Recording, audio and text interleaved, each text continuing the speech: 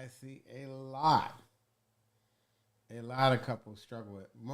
One of the few things I would say all couples struggle with, and that's setting boundaries. That's setting boundaries. You know, to us, when we set a boundary, it's intuitive. It just makes sense to us. But our spouse seems to be doing something completely the opposite, and you love us. Why would you do that? And it's hurtful, and it seems like they're just disrespecting you. They understand it like you do, and for some reason, they're just not doing the right thing. So, boundaries. Boundaries. If you got any questions about boundaries, just go to the browser. I'll do my best to answer them. So, the first thing I want to say about boundaries is couples hire the same and marry the opposite. Couples tend to hire the same and marry the opposite. You heard that right. Think about you and your spouse. You are probably different in some major ways. If you are the same in every way, I want you to go to the browser and type in the same. If you're not the same in every way, type in not the same. If you're majorly different on some important things, type in different. Type in different or even opposite, right? So what I'm trying to do today is help you set boundaries that are complementary. Complementary, where we both take into account the other person's point of view and how they're wired. Okay? So, I'll give you an example. When it comes to friends, think about you. Some people have a dollar bill. Some have two 50-cent pieces. Some have four quarters. Some have 20 nickels. Some have 10 dimes. Some have 100 pennies. Me, I'm more like, probably I'm honestly more like, okay, I'm not 100 pennies, but I'm more like 20 nickels.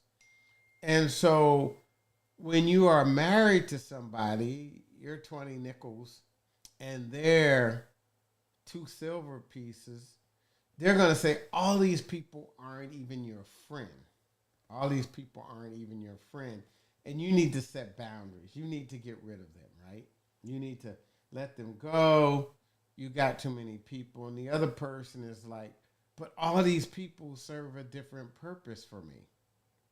All these people serve a different purpose. Like if I have a tax problem, I call George. If I have a weight problem, I call Judy. If I have an interior decorating problem, I call Bob.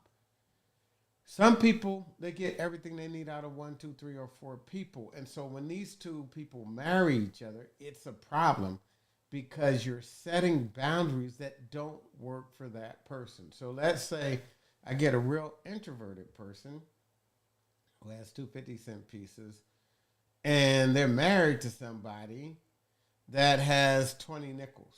And they're like, you need to get rid of all these friends. They're shallow relationships. They don't even mean nothing to you. It's a problem. So the problem is a couple ways this happens. First of all, the problem is you're introverted, they're extroverted. They want to come home and talk to you, and you're somewhere chilling, doing your own thing because you need to recharge your batteries, right? And they need to interact with people. So being an introvert and an extrovert, the difference is how you recharge your battery. Extroverts, type this in the browser. Do you recharge your battery with people or solitude? Introverts, you recharge your batteries with people or solitude? So we're wired in different ways, right? So an introvert comes home, they probably need 60, 90 minutes to recharge. Extrovert comes home, they want to recharge with you, their spouse. Get some amens out there. Get some amens out there, right? So we're trying to create a boundary. That's the first problem is we're wired different. The second problem, if you make an extrovert who's wired with people get rid of all these friends, you're going to have a lot of blood on your hand.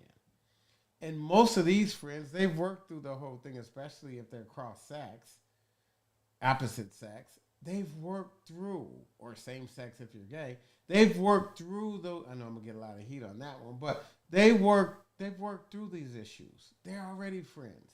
It's the new person that they ain't getting rid of after they got rid of 10 people. So now you have a problem, and it's difficult to cut a deal because they think you're making them get rid of all their friends. They may not be all deep friendships like you're saying, but everyone doesn't have just deep friendships. Some people have very shallow friendships. So that is the first thing about boundaries is we all have different boundaries. So I'll tell couples. Some couples is an ex text you. Some is you returned it with a call. Some is you met for lunch. Some is you hugged at lunch. Some is you kissed at lunch. Some is you went to dinner. Some is boy you guys stayed up and went to breakfast. Some is not only did you kiss them, you had sex with them. Some is you had sex with them, but you didn't invite me. Some is you had sex with them, you invited me, but you liked them more. I'm making the point that we all have different boundaries because we hire the same and marry the opposite. So, what I'm saying to you, the only way to really settle a boundary issue is to cut a deal. And it has to be a win win. It can't be a win lose, a lose win, or a lose lose.